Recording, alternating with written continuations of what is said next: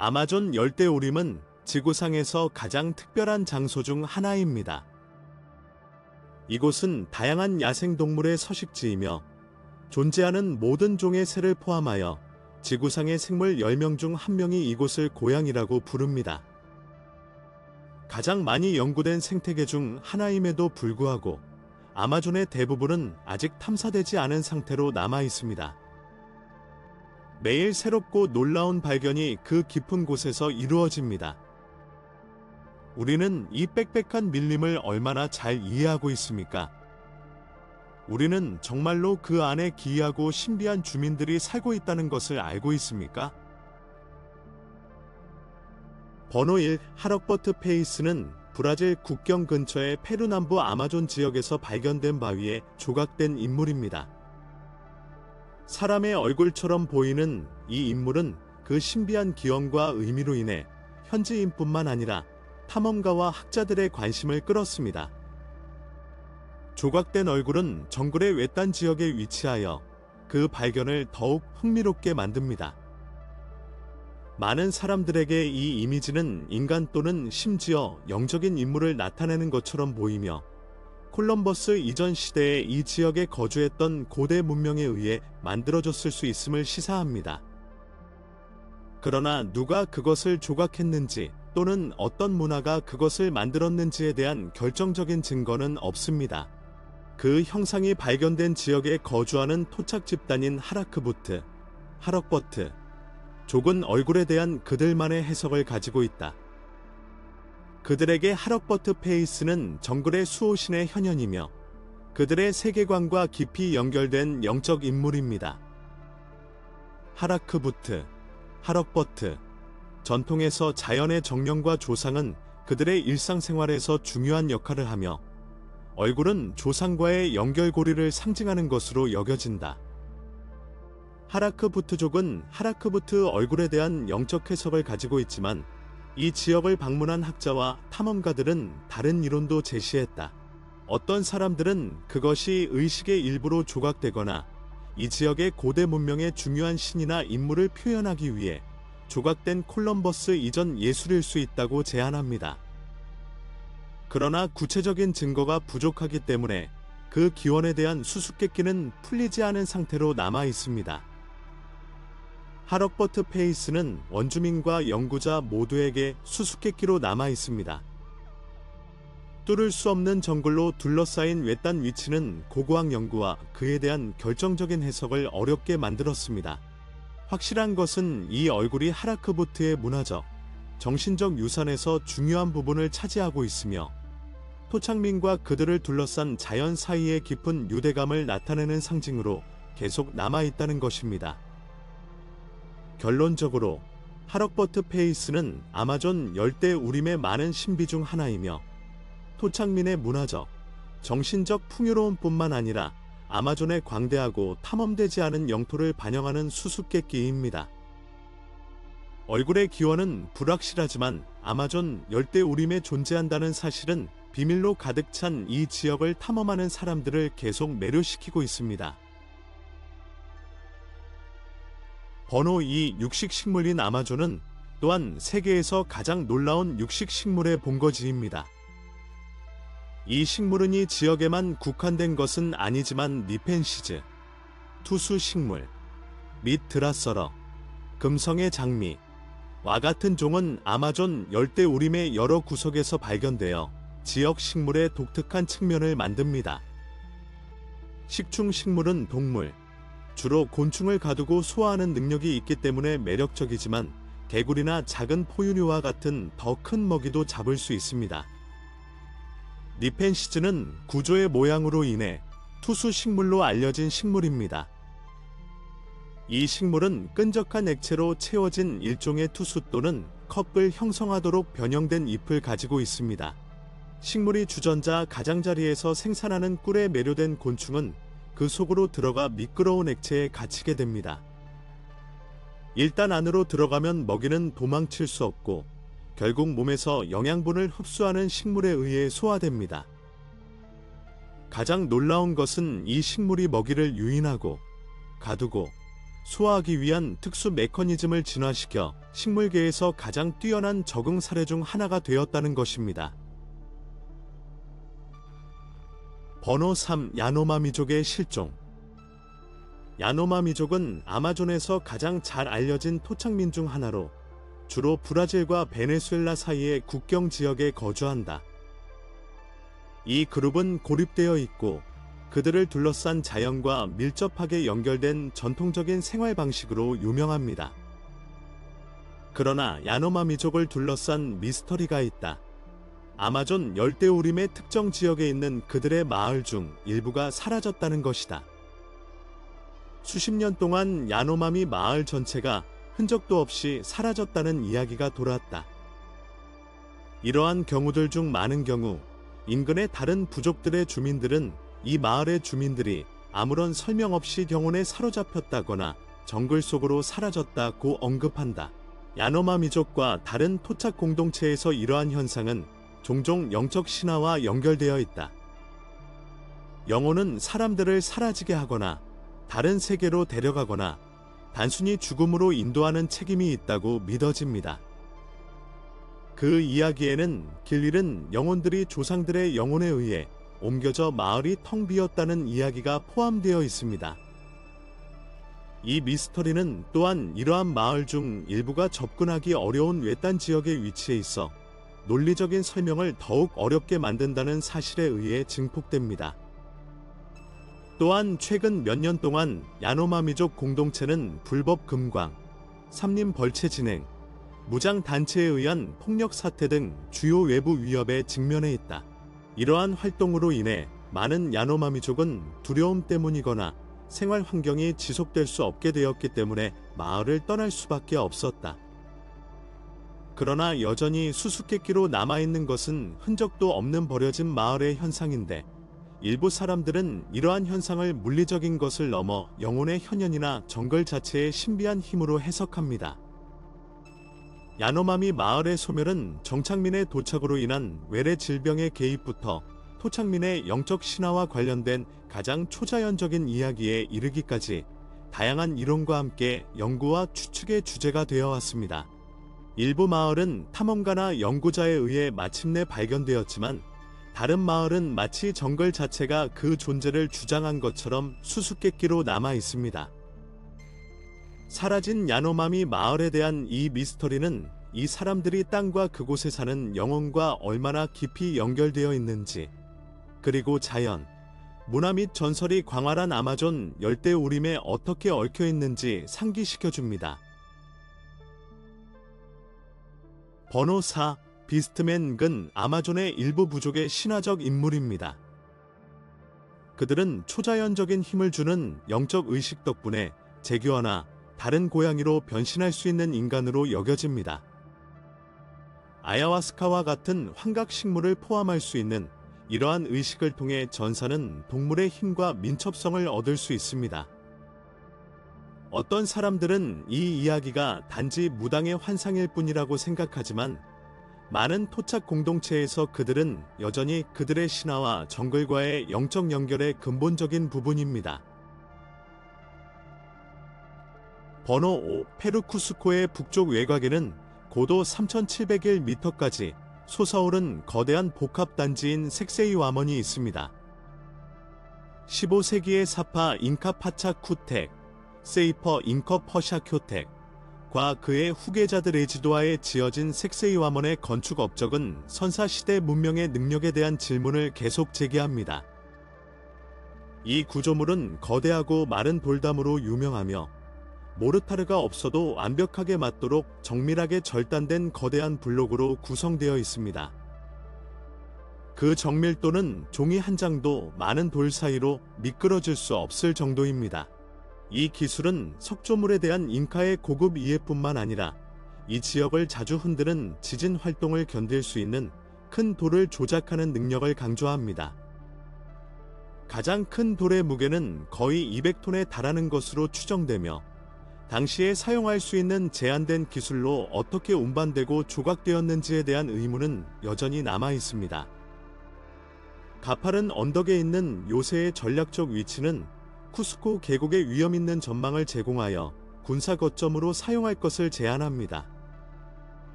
그러나 석조물의 복잡성과 우아함은 그것이 또한 중요한 의식 역할을 했음을 나타냅니다. 퓨마의 이빨을 닮은 지그재그 벽이 있는 넓은 광장과 넓은 테라스, 그리고 천체 현상과의 정렬은 잉카에게 그 영적 중요성을 보여줍니다. 섹세이와먼의 건축은 잉카 건축업자들이 주로 청동 또는 석기를 사용했다는 점을 고려할 때 주목할 만합니다. 잉카인들은 거대한 돌을 매우 정밀하게 빚어냈기 때문에 그 벽은 수세기에 걸친 자연재해를 견뎌냈습니다. 델리와 같은 현대의 실험은 잉카 프리메이슨의 기량을 복제하려고 시도했지만 석재 조인트의 정확성을 달성하는 것은 여전히 어렵고 건축 방법의 신비를 더합니다. 수세기에 걸쳐 섹세이와먼은 특히 스페인 정복 기간 동안 식민지 도시 쿠스코를 건설하기 위해 많은 돌이 재사용되었을 때 약탈과 파괴를 겪었습니다. 오늘날에는 가장 큰 돌만 남아 있으며 너무 무거워서 옮길 수 없기 때문에 섹세이와먼의 원래 웅장함에 대한 아이디어를 얻을 수 있습니다. 현대의 섹세이와먼은 문화적 자부심의 상징이 되었습니다. 잉카 동지 축제인 인티레이미의 배경으로 잉카 전통을 보고 조상의 공학의 경의를 표하기 위해 오는 수천 명의 관광객과 현지인을 끌어들입니다. 번호 6 아메리카 대륙의 심장부 깊숙이 숨겨져 있다고 전해지는 신화적인 황금 도시인 엘도라도보다 더 상상력을 자극하는 전설은 거의 없습니다. 콜롬비아의 무이스카 전통에서 유래한 엘도라도는 말할 수 없는 비할 데 없는 풍요로움과 관련이 있었습니다. 수년 동안 유럽 탐험가들은 아즈텍과 잉카 문명의 정복과 약탈 이야기에 영감을 받아 이 전설적인 대도시를 찾아 미지의 영토로 위험한 여행을 떠났습니다. 엘도라도에 대한 매력은 아메리카 대륙에서 스페인 정복의 현실에서 비롯되었습니다. 토착 문화의 약탈은 엄청난 양의 금과 기타 희귀한 불을 생산했으며 이는 신세계 어딘가에 더 큰 재산이 숨겨져 있다는 가정을 부채질했습니다. 엘도라도, 엘더라도, 나는 용어는 황금인간, 골던만, 왜 무이스카, 묘이슥서, 의식에서 파생된 것으로 지도자는 과타비타 호수에 의식적으로 던져지기 전에 금가루와 신성한 제물로 장식됩니다. 스페인 정복자들이 목격한 이러한 관행은 완전히 금으로 덮인 도시라는 개념을 굳혔습니다. 엘도라도를 찾는 가장 뛰어난 임무 중 하나는 곤잘로 피사로, 간잘로 피자로가 이끄는 임무였습니다. 피사로와 그의 군대는 페루의 쿠스코를 떠나 험준한 지형, 질병, 부족의 저항 등 거대한 장애물에 직면하면서 위험한 아마존 숲으로 출발했습니다. 토착민에 대한 광범위한 수색과 가혹한 신문에도 불구하고 원정대는 이 신화적인 도시에 대한 어떠한 유형의 증거도 찾을 수 없었습니다. 일행은 흩어졌고 프란시스코 데 오레아나는 아마존 강을 따라 계속 내려갔으며 결국 아마존 강을 완전히 건넌 최초의 유럽인이 되었습니다. 원주민 도시와 강력한 아마존 여성에 대한 오레아나의 묘사는 유럽인의 상상력을 자극했다. 비록 엘도라도가 약속한 풍요로움에는 미치지 못했지만 역사가들은 엘도라도의 존재에 대해 점점 더 회의적인 태도를 갖게 되었습니다. 유럽의 보도에 따르면 아마존은 대규모 문명에 적합하지 않은 것으로 여겨졌으며 많은 사람들은 오레아나의 이야기를 스페인 왕실을 기쁘게 하고 피사로에 버림받았다는 비난을 피하기 위해 만들어진 과장이라고 일축했다. 그러나 나중에 고고학적 발견은 이러한 견해에 의문을 제기합니다. 신구강 상류 근처의 발굴 작업은 콜럼버스 이전 인구가 많았음을 나타내는 거대한 토공사와 도로를 발견했습니다. 위성에서 관찰된 지역 문자는 수천 킬로미터에 걸쳐 뻗어있는 상호 관련된 마을의 네트워크를 나타내며 이는 이 지역의 역사에 대한 우리의 이해를 복잡하게 만듭니다. 그러나 이러한 발견은 엘도라도의 위험을 반영하지 않습니다. 정복자들을 속이기 위한 토착민들의 전술이 이 신화에 기름을 끼얹은 것으로 보이며 이 도시는 항상 손이 닿지 않는 곳에 있었다고 묘사합니다. 그럼에도 불구하고 잊혀진 도시에 대한 매료는 퍼시포서, 퍼시파서와 같은 탐험가들로 하여금 제트도시를 찾아 아마존 깊숙한 곳을 탐험하도록 계속 이끌고 있습니다. 번호 7. 마추픽추의 요새도시. 마추픽추의 요새도시는 페루에서 가장 흥미로운 발견 중 하나입니다. 바위 위에 세워진 이 도시는 1911년 미국의 역사가이자 탐험가인 하이럼 빙엄에 의해 처음 발견되었습니다. 그 이후로 이 위치에서 몇 가지 흥미로운 발견이 이루어졌지만 아마도 가장 흥미로운 것은 2010년에 발견된 비밀 문일 것입니다. 마추픽추의 도시 구역에서의 판자로 덮인 문을 처음 발견한 사람은 프랑스 엔지니어 테리 헤이민이었습니다. 그 돌 뒤에 숨겨져 있을지도 모르는 수수께끼의 흥미를 느낀 하민은 프랑스 탐험가 데이비드 크레스피에게 연락해 더 자세히 조사해보라고 했습니다. 크레스피는 돌문 뒤에 무엇이 있는지 알아내기 위해 적외선을 사용하여 두꺼운 돌을 스캔하는 특수 장비를 가져왔습니다. 그들이 마침내 그 지역을 스캔했을 때 그들이 발견한 것은 정말 놀라운 것이었습니다. 하민과 크레스피는 특별한 영묘를 찾았는데 그 영묘는 바로 그 문에서 시작되는 계단을 통해 들어갈 수 있었다. 이 장소는 마추픽추의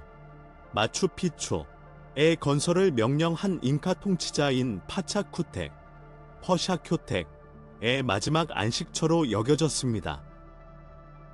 그러나 금상첨화는 영묘 내부에서 귀금속의 보물창고를 발견한 것이었습니다. 그들의 흥분은 억누를 수 없었고 크레스피와 하민은 지체하지 않고 동굴 안에 무엇이 있는지 조사하기 위해 문을 덮고 있는 돌을 제거할 수 있는 허가를 얻어달라고 요청했다. 불행히도 그녀의 신청은 거부되었습니다. 마추픽추 당국은 돌을 제거하면 전체 구조물의 무결성이 손상되어 현장이 붕괴될 수 있다고 주장했습니다. 그들은 그러한 위험을 감수하고 싶지 않았기 때문에 발굴 작업이 취소되었습니다. 번호 8. 촐룰라의 대피라미드. 멕시코의 고대 도시 푸에블라에서는 거대한 산이 수세기 동안 풍경을 지배해왔습니다. 적어도 그렇게 생각했다. 실제로 그것은 산 그 이상입니다. 스페인 탐험가 에르난 코르테스, 허넌 코어테즈가 고대 도시에 도착했을 때 그는 확고한 손으로 그것을 잡고 그와 싸울 사람이 거의 남지 않을 때까지 지역을 약탈했습니다. 그런 다음 그는 이 산 꼭대기에 교회를 세웠고 오늘날까지 그 교회가 남아 있습니다. 아무도 몰랐던 것은 이 산이 실제로 세계에서 가장 큰 피라미드를 숨기고 있다는 것입니다. 기자의 대피라미드는 잊어버리세요. 이것은 훨씬 더 큽니다. 비교를 위해 이집트의 피라미드는 바닥이 230m가 조금 넘고 원래 높이는 138m인 반면 촐룰라 피라미드는 높이가 66m이지만 바닥에서 450m를 측정합니다. 기자 피라미드는 눈에 띄게 더 높지만 촐룰라 피라미드의 절대 크기는 이집트 기념물을 쉽게 능가합니다. 그러나 피라미드 전체가 진흙으로 지어졌기 때문에 시간이 지남에 따라 초목이 무성하게 되었습니다. 역사가들은 건축이 완료되는 데 수세기가 걸렸으며 각 세대가 기념비에 고유한 건축 스타일을 추가했다고 믿습니다. 오늘날 촐룰라 피라미드는 세계에서 가장 큰 피라미드로 인정받고 있으며 너무 인상적이어서 산으로 오인될 정도였습니다. 번호 9. 현대 멕시코 시티에서 북동쪽으로 40km 떨어진 멕시코 계곡에 위치한 테오티후아칸은 고대 메소아메리카 문명의 건축적 기량과 도시 계획을 보여주는 증거입니다. 태양의 피라미드와 달의 피라미드와 같은 기념비적인 피라미드로 유명한 테오티후아칸은 20스퀘어 킬로미터의 면적에 걸쳐 있는 당시 가장 큰 도시 중 하나였습니다.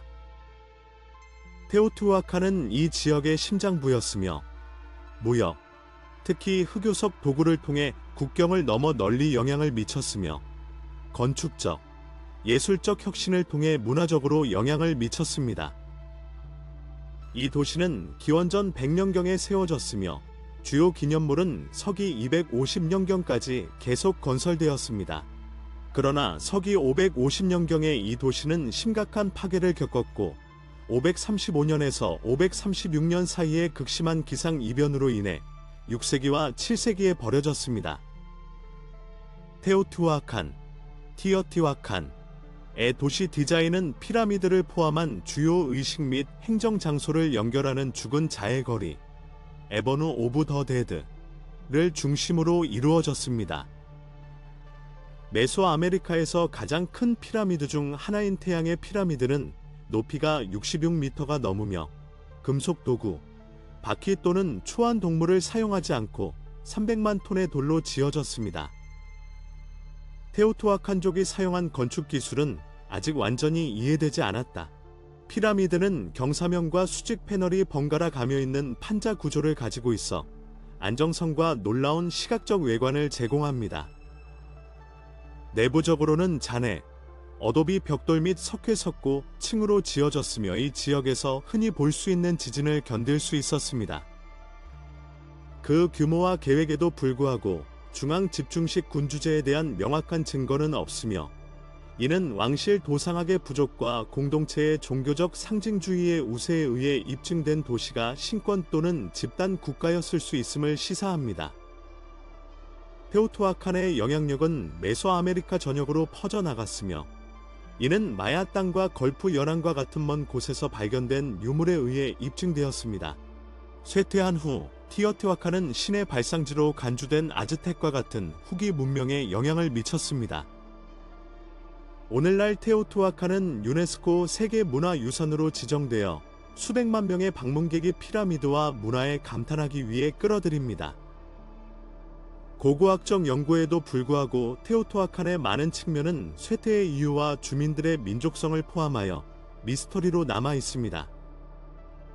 도시의 원래 이름도 논란의 여지가 있으며 일부 이론에서는 신의 도시가 아닌 태양의 도시로 알려졌다고 제안합니다. 번호 10. 에콰도르 아마존에서 놀라운 고고학적 돌파구가 발견되어 2500년 이상 거슬러 올라가는 고대 도시의 광대한 네트워크가 드러났습니다. 고고학자 스티븐 로전과 그의 팀이 이끄는 이 획기적인 발견은 아마존 열대우림을 황무지로 보는 전통적인 인식에 의문을 제기하며 주변 환경과 조화를 이루며 번성했던 세련된 도시 경관을 드러냅니다. 연구진은 첨단 라이다어 기술을 사용해 빽빽한 아마존 열대우림을 스캔해 약 6,000개의 직사각형 플랫폼과 300km에 이르는 복잡한 도로 시스템을 발견했다. 광장과 의식센터를 중심으로 지어진 이 도시들은 로마와 같은 고대 문명과 유사한 도시, 설계 및 엔지니어링 수준을 보여주었습니다. 폭이 10m, 25km에 이르는 도로는 직각으로 연결되는 직선으로 정밀하게 계획되어 풍경 적응에 대한 정교한 이해를 보여주었습니다. 이 발견은 크기뿐만 아니라 나이에서도 두드러집니다. 이 도시들은 알려진 다른 아마존 단지보다 약 1000년 앞서며 기원전 500년경부터 기원 후 300년에서 600년 사이에 불가사의하게 버려질 때까지 번성했습니다. 전성기에는 이 도시들에 3만 명이나 되는 사람들이 거주할 수 있었습니다.